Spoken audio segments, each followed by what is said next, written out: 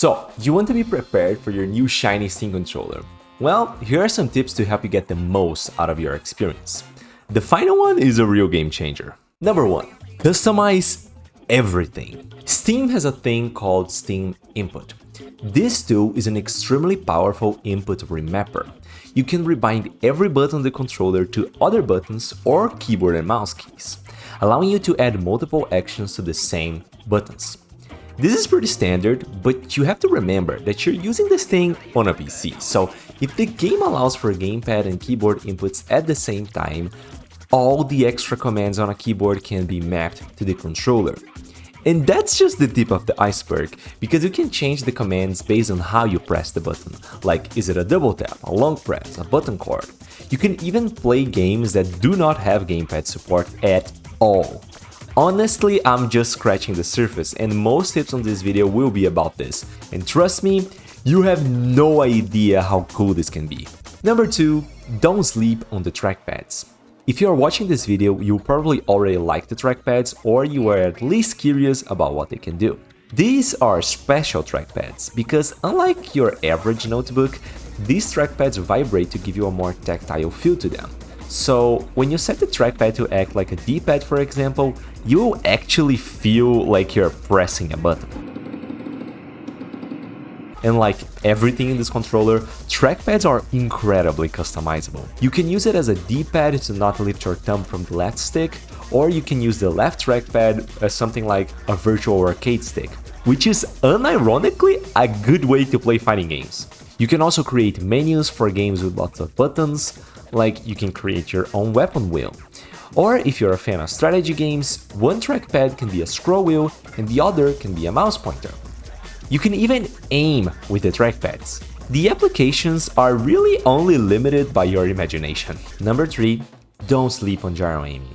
I don't think that many people realize this, but this controller has a huge focus on gyro aiming. Yes, trackpads can improve your aim when emulating a mouse, but gyro aiming is the real star of this controller. Usually, gyro aiming kinda sucks because it emulates the right stick, and it often does a poor job on that front too. Now, Steam allows you to map the gyro to the mouse, which is a total game changer. You can now align your shots by doing wider movements with the right stick or the trackpads and fine movements with mouse-like precision without aim assist thanks to gyro aiming. And Steam gives you enough settings to make it super smooth and compatible with pretty much any game. On top of all that, both sticks and the grip of the controller have sensors that can tell when you're touching them.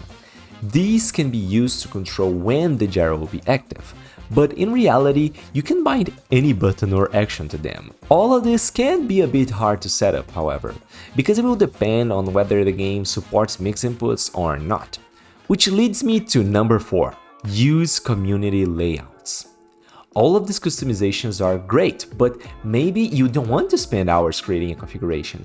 Maybe you just want to sit down and play right away. I know, crazy concept, right? And that's why you can import layouts created by other people. Not only layouts for the Steam controller, but for any controller, really. For example, properly setting up gyro in the trackpads can be tricky, because every game works a little differently. Some don't allow mix inputs or even gamepads in general, requiring you to remap the whole controller to keyboard and mouse keys. This can be really time-consuming, so you can always check the Community Layouts tab to find a layout that suits you. My pro tip for you will be to use my configuration collection. I've been creating gamepad layouts for multiple games to take advantage of all of the Steam controller's features once every week for years, so please check that out. Links are in the description. Number 5, these aren't normal back buttons. Back buttons are common nowadays. They allow you to copy a button that's already on the controller, so if you want to perform an action that isn't already bound to any other button, you can't. But that's why the new Steam controller is special. Not only can you copy buttons that already exist, but you can bind new actions to them. I will use Deadlock as an example because it really feels like this controller was made for it. Deadlock has a lot of buttons. You have 4 buttons for basic actions and 3 or 4 buttons for the abilities of your character.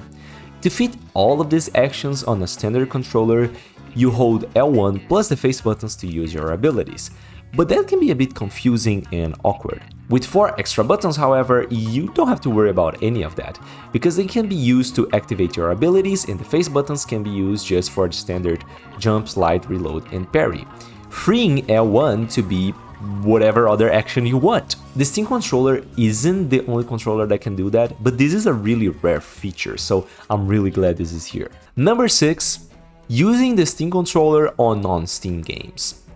All of these features are great, but they only work on Steam games. So what if I want to use them on Game Pass games or Epic Games games? That was a lot of games. In that case, you can try 2 things. First, add the game you're trying to play to Steam as a non-Steam game. If that doesn't work, you can try the second thing, using a program called Glossy.